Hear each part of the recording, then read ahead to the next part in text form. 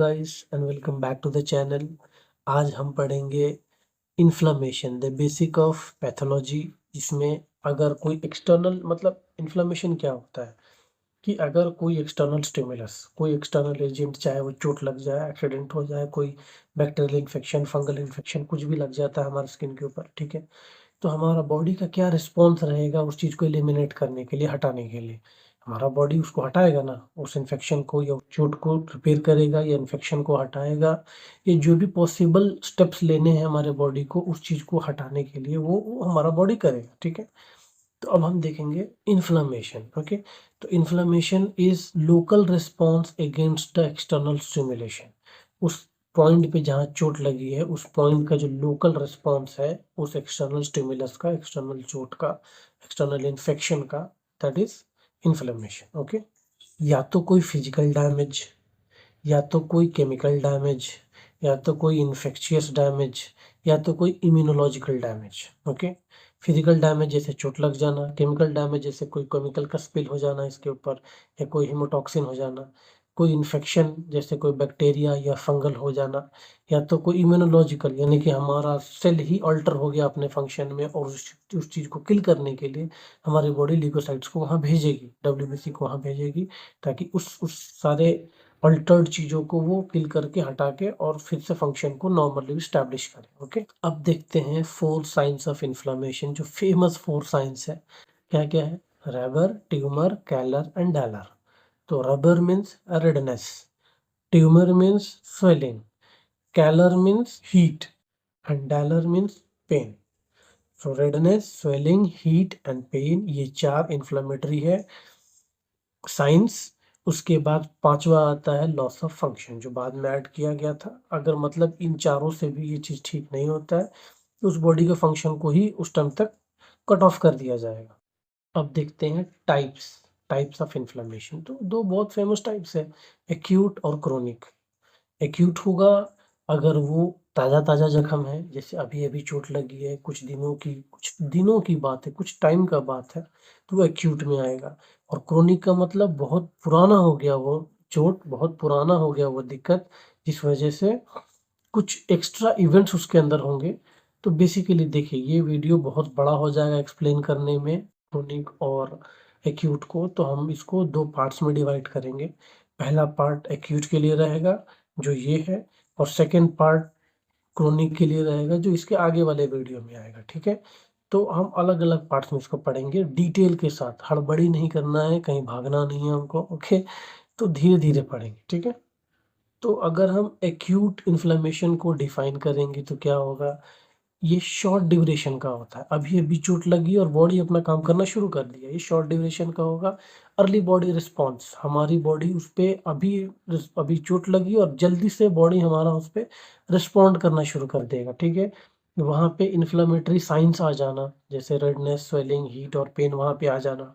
Platelet का aggregation करके blood loss को रोकना, अगर चोट लगी है, इन्वेड हुआ कुछ उसके अंदर, तो प्लेटलेट्स वहाँ एग्रीगेट करके उस चीज़ को रोकेंगे। तो प्लेटलेट्स का एग्रीगेशन भी वहाँ बहुत ज़रूरी है, वो भी एक फैक्टर है। इंटरस्टिशियल स्पेस में फ्लूइड का एक्यूमुलेशन होना और पॉलीमॉर्फ न्यूक्लियो न्यूट्रोफिल्स दिखना। ओके, तो ये सब कब दिखेगा, कैसे दिखेगा, स्टेप्स क्या है, हम सब समझेंगे एक एक करके ध्यान से। ओके, तो पहले फॉर्मेलिटीज़ को यहाँ प्रिंट कर देते हैं जो आपको दिखने वाला है। पैथोजेनेसिस पहले देखिएगा, मतलब स्टेप्स क्या है उसमें आएगा। वैस्कुलर इवेंट्स, उसके आएगा सेल्युलर इवेंट्स। फिर वैस्कुलर इवेंट में आएगा आपका हीमोडायनेमिक चेंजेस और परमेबिलिटी चेंजेस। फिर उसके बाद सेल्युलर इवेंट आप पढ़ेंगे, तो वो सब थ्योरी है, ठीक है, ये है। अब इसको साइड करते हैं, अब ध्यान से देखते हैं एक तरफ से। मान लिए अगर यहाँ पे मेरा कट लगा, ठीक है, यहाँ कट लगा, अब यहाँ से पैथोजेंस इंटर किया, यहाँ से ब्लड लॉस मेरा हो रहा है, ठीक है। तो सबसे पहले क्या होगा, हम पढ़े हैं हीमोडायनेमिक चेंजेस। तो हीमोडायनेमिक चेंजेस में क्या होगा, हीमो मीन्स ब्लड, डायनेमिक मतलब मूवमेंट, ब्लड के मूवमेंट में चेंजेस आना। कैसे होगा, सबसे पहला स्टेप होगा हीमोडायनेमिक चेंजेस में वेजो कंस्ट्रक्शन। ओके, मतलब वेसल का पतला हो जाना। क्यों पतला होगा वेसल, क्योंकि हमारा यहाँ कट गया है, ब्लड लॉस हो रहा है, तो यहाँ का वेसल को पतला करेंगे। ये अगर यहाँ कट गया है और इस वेसल को अगर हम पतला करेंगे तो फ्लो ऑटोमेटिक ब्लॉक होगा या हैम्पर होगा या रिड्यूस होगा, ठीक है। तो अगर इनमें से कुछ होता है तो ब्लड लॉस कम हो जाएगा, जो हमारा बॉडी चाहता है कि हम कम से कम ब्लड लॉस करें, ठीक है। तो वो हो गया पहला वेजो कंस्ट्रिक्शन। फिर उसके बाद अगर ब्लड लॉस कम हो गया तो फटाफट यहाँ पे क्या होगा, प्लेटलेट्स एग्रीगेट होंगे आके। हाँ, प्लेटलेट प्लेटलेट एग्रीगेट होने के बाद ये एक मेश लाइक स्ट्रक्चर बना के ब्लड फ्लो को रोक देंगे, ठीक है। अब तो हो गया हमारा ये एंडोथेलियम रिपेयर हो गया। उसके बाद अगर कोई पैथोजन इंटर किया होगा, हमको तो मालूम नहीं, हमने तो देखा नहीं कि उस एक्सीडेंट में पैथोजन इंटर किया है कि नहीं, तो उसके लिए सेकंड स्टेप फॉलो करेगी बॉडी, वेरोडाइलेशन करेगा।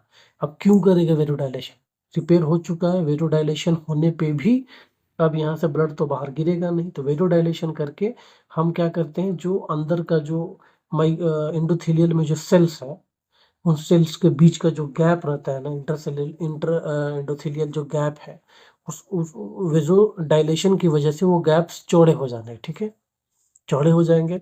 तो गैप जब चौड़ा हो जाएगा तो उसमें से जो ब्लड का फ्लूइड है या प्लाज्मा है वो एक्स्ट्रा सेलुलर स्पेस में जाने लगेगा। एंडोथेलियम के अंदर, ब्लड के अंदर जो फ्लूइड रहता है, प्लाज्मा रहेगा, वो प्लाज्मा बाहर आ जाएगा, क्योंकि एक्सपेंशन होने की वजह से उसमें गैप्स मिलने लगे उसको। जैसे ये रिड्यूस्ड है, इसमें गैप नहीं मिल रहा, लेकिन एक्सपैंड होने के बाद इस समय गैप बनने लगेगा। तो ब्लड के अंदर का जो फ्लूइड है वो हाइड्रोस्टैटिक प्रेशर की वजह से बाहर जाने लगेगा, ठीक है। ब्लड में विस्कोसिटी बढ़ जाएगी, क्योंकि प्लाज्मा ब्लड फ्लूइड कम हो गया है, आरबीसी बढ़ गया है। तो अब ब्लड गाढ़ा होने लगेगा, एकदम चिपचिपा और हार्ड हो जाएगा, ठीक है। उसको हम कैसे, किस चीज़ से डिनोट करेंगे, स्लोइंग और स्टैटिस। स्टैटिस का मतलब रुक जाना, स्टैटिक, रुक जाना या स्लो हो जाना, ब्लड के फ्लो का स्लो हो जाना। क्यों हो जाएगा स्लो, क्योंकि उसके अंदर का फ्लूइड जो है वो एक्स्ट्रास्टिशियल स्पेस में जा चुका है बाहर, और वो बहुत गाढ़ा हो चुका है, ठीक है। और उसी टाइम आएगा फिर ल्यूकोसाइटिक मार्जिनेशन, ठीक है। तो ये सब कंप्लीट मिला के क्या होगा, हीमोडायनेमिक चेंजेस। मतलब ब्लड में क्या क्या चेंजेस है, पहले कंस्ट्रिक्शन हुआ, ब्लड को रोका गया, फिर वहाँ पे रिपेयर किया गया, हो गया। फिर वेरोडाइलेशन हुआ, ताकि वो सारे सेल्स के बीच का जो एक्स्ट्रा सेलुलर स्पेस में जाने का रास्ता है वो खोल दिया जाए, ताकि जितना ब्लड प्रोटीन या ब्लड प्लाज्मा है सब सेल एंडोथेलियल के बाहर चला है, ठीक है। उसके बाद क्या हो गया, ब्लड स्लोइंग या स्टैटिस हो गया, ब्लड गाढ़ा हो गया, विस्कोसिटी बढ़ गई, तो वहाँ चांसेस होता है ब्लड क्लॉट बनने का, ठीक है। तो अगर वो स्टेज बहुत देर तक रह गया तो दिक्कत हो सकता है किस चीज़ में, ब्लड क्लॉट बनने लगेगा उसके अंदर, ठीक है, हेमरेज होने का डर रहता है। तो उस सब को जल्दी से जल्दी बॉडी चाहता है कि कंप्लीट करें। तो वो सब हीमोडायनेमिक चेंजेस है, ब्लड के मूवमेंट में चेंजेस, कभी पतला कभी मोटा फिर कभी गाढ़ा हो गया, वो चेंजेस हीमोडायनेमिक है। तो हम लोग एक्यूट में पढ़े थे ना, वेस्कुलर इवेंट्स, तो वेस्कुलर इवेंट्स में ये एक हीमोडायनेमिक चेंज था और एक परमिएबिलिटी चेंज। अब देखिए परमिएबिलिटी में क्या क्या चेंज हुआ, हमने पढ़ा था जब वेरोडाइलेशन हुआ था तो परमिएबिलिटी बढ़ गई थी, वहाँ पे परमिएबिलिटी बढ़ गई थी, तो हाइड्रोस्टैटिक प्रेशर की वजह से वो जो उसका ब्लड फ्लूइड था, ब्लड प्लाज्मा, ब्लड प्रोटीन सब एक्स्ट्रास्टिशियल स्पेस में चला गया, ठीक है। तो अब क्या होगा वहाँ पे, डायापेडेसिस, हमने एक टर्म सुना होगा डायापेडेसिस, का मतलब होता है न्यूट्रोफिल्स का भी जो ल्यूकोसाइट है ना हमारा, ल्यूकोसाइट का पोर्स के जरिए कंप्रेस होके कैसे भी एडजस्ट करके एक्स्ट्रासेलुलर स्पेस में जाना, that is diapedesis, movement of neutrophil out of the blood vessel, ठीक है, दैट इज डायपेडेसिस। अब वो बाहर जाएगा, बाहर चला गया, वहां तक का खत्म हो गया हमारा क्या, वेस्कुलर इवेंट, वहां तक वेसल्स का काम था, न्यूट्रोफिल के निकलने तक का वो काम वहाँ खत्म हो गया। अब यहाँ से शुरू होगा सेलुलर इवेंट। तो क्या होगा, जहाँ पे अगर बैक्टीरिया जाके लॉज किया है, जहाँ पे बैक्टीरिया जाके रुका हुआ है जिस सेल के ऊपर, ये न्यूट्रोफिल जाएगा वहाँ पे और उनको खाना शुरू करेगा, उनको इनगल्फिंग शुरू करेगा by the process of phagocytosis, okay. तो फेगोसाइटोसिस से वो उन सबको खाना शुरू करेगा, खा लिया, और उसके बाद रिपेयरिंग का काम वहाँ शुरू हो जाएगा, ग्रोथ फैक्टर्स रिलीज होंगे, रिपेयर का काम शुरू होगा, कोलेजन फाइबर रिलीज होंगे, सारे सेल्स को फिर से रिपेयर किया जाएगा और सब कुछ एज इट वाज कंप्लीट हो जाएगा, ठीक है। तो ये पूरा स्टेप है एक्यूट इन्फ्लेमेशन में, कैसे डैमेज हुआ और कैसे रिपेयर होगा वो सब में। अब इसमें एक फैक्टर क्या है, इन्फ्लेमेटरी मीडिएटर्स जो रिलीज होते हैं, इन्फ्लेमेटरी मीडिएटर्स जिस वजह से पेन होता है और रेडनेस ज़्यादा होती है, तो उनको कम करने के लिए हम कुछ ड्रग्स देते हैं साइड से, ठीक है, जिनको स्पेशल में NSAIDs non steroidal anti inflammatory drugs बोलते हैं, ठीक है। वो ड्रग्स क्या करते हैं, जैसे एग्जांपल में आपका क्या हो गया, एस्पिरिन हो गया, आइबुप्रोफेन हो गया, ये क्या करेंगे, इन्फ्लेमेटरी मेडिएटर्स को कम करते हैं, रिड्यूस करते हैं, इनके फॉर्मेशन को इनहिबिट करते हैं, ताकि कम से कम पेन और कम से कम रेडनेस हो, ठीक है।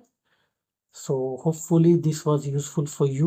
आपको समझ में आया होगा कि एक्यूट इन्फ्लेमेशन का शुरुआत कैसे होता है और ये कैसे हमारे बॉडी के सेल्स इन सब चीज़ों को पैक करके कहानी को ख़त्म करते हैं। So this is all about acute inflammation.